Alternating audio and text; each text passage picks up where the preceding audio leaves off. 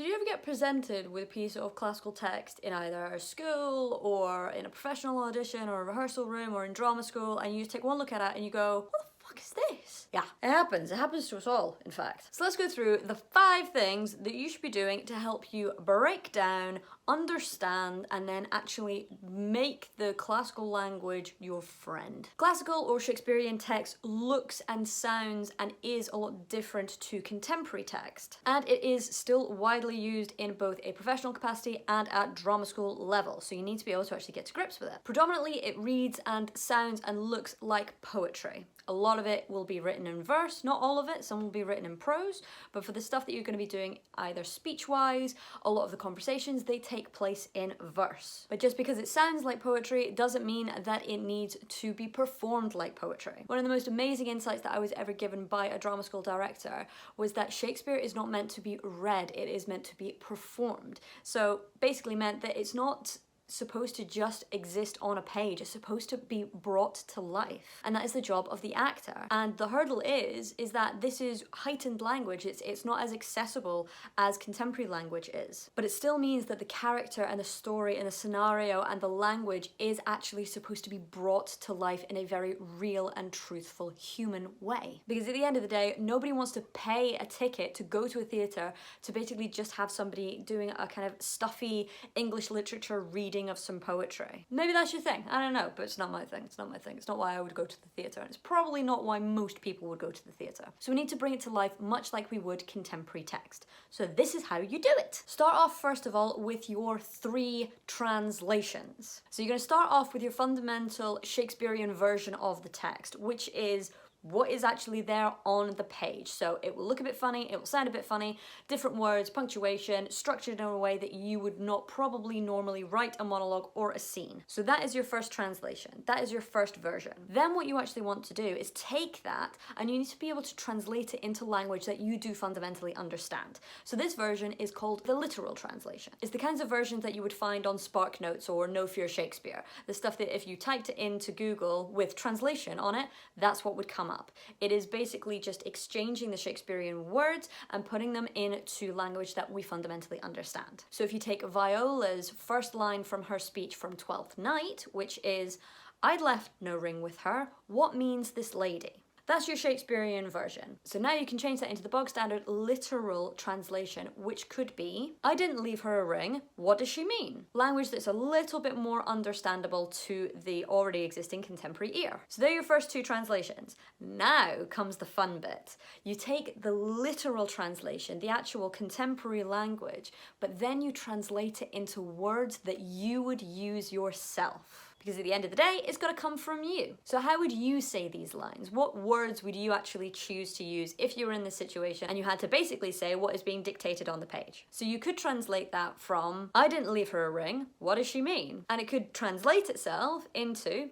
and I always recommend doing sweary words when you do your own fun translation. For some reason it helps a lot. So it could sound like this. "This isn't my ring. What the fuck does she mean?" It brings it into language that you fundamentally would use in everyday life, and then you start to create the energy and the approach and the character that you actually want to develop. So you bypass the poetry and you actually get to the nuts and bolts of what you mean and what you actually want to say. So when you go back to the Shakespeare, when you actually go back to the real stuff that you're going to be using, you already have the energy, you have the intention, you know what you're doing because you've translated it through those 3 different paths. The next thing to think about is that punctuation is your friend. Yes, we will return to our regularly scheduled program of doing fun, fancy acting stuff, but for now we are going to get into the realms of English class at school, where we talk about full stops and commas and colons and all of that fancy stuff. Because yes, it is incredibly important when it comes to classical language. That punctuation is going to dictate where the ends of the thoughts are, where you get to breathe,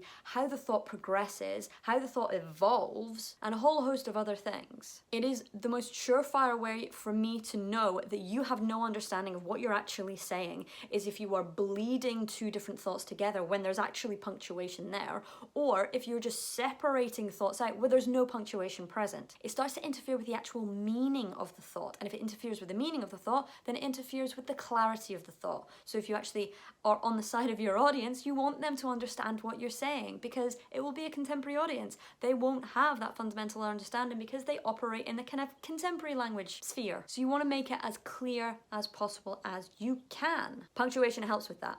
So actually going through your text and figuring out where all of the punctuation lies so you know where you're actually ending a thought. You know what the journey is. Then you're gonna acknowledge the iambic. Woohoo! Now we get into the realms of actual poetry, which is the rhythm and the meter. So little iambic pentameter crash course. Shakespeare verse is in iambic pentameter. An iamb is a feat of rhythm. An iamb is a 2-syllable feat of rhythm. The first syllable is unstressed and the second syllable is stressed. So it sounds like this. Dee-dum. Then you've got pentameter. Penta meaning 5, which basically means that there is going to be 5 iambs in a standard line of Shakespearean verse. So it will sound like this. Dee-dum, dee-dum, dee-dum, dee-dum, dee-dum. And because there are 2 syllables in 1 foot of iamb, then there are going to be a total of 10 syllables within a standard line of verse. 2 syllables, penta meaning 5, 2 times 5, 10. 10 syllables. Shakespeare maths. Now you need to be able to acknowledge all of that because what that's going to do is it's going to show you within the actual dialogue what words or syllables of words are actually the important bits. What are stressed and unstressed words or syllables? So if you take the line, once more unto the breach, dear friends, once more to breach, friends, more. They are your stressed syllables, or they're your stressed words. They're the ones that are the most important. And it actually gives you a little clue. The fact that you repeat the word more, it means that it gives you choice, it gives you variety, it gives you an indication of what you could creatively do with this text. And all you're doing with that is acknowledging where the stress and the unstressed lies. Neat. But do not be a slave to the rhythm. You never want to be at the mercy of the iambic. There is nothing worse than hearing someone read a piece of classical text and all you can hear is dee-dum, dee-dum, dee-dum, dee-dum, dee-dum all the way through it. It's not truthful, it's not human, it's not believable. You sound like a robot. You sound like Shakespeare robot. You sound like iambic pentameter robot. Iambic pentametron. Oh, fucking hell. So what you actually want to be able to do is, yes, acknowledge that iambic pentameter, acknowledge the fact that there is rhythm, there are stressed and unstressed words, but using that as guidance. Instead of viewing it like it is a rule, a really strict rule, it's actually more like guidelines. More what you'd call guidelines than actual rules. It's something to be acknowledged, but it can be bent and broken and stretched to fit your creative choices. It's good to know those things beforehand and really master them so that you can then bend and break them future. So remember when you were first told that you shouldn't be turning your back to the audience when you're on stage. So all we ended up doing was just kind of like crab walking around the stage because we were like, no, front half good, back half bad. And then we started to realise, no, there's more nuance to that. We don't actually have to just be front facing towards the audience because again, that's not overly truthful. So we started to be able to kind of go, ooh, cheeky shoulder, a little cheeky back over here, you know, to acknowledge the fact that it is a rule, yes, but it is more of a guideline.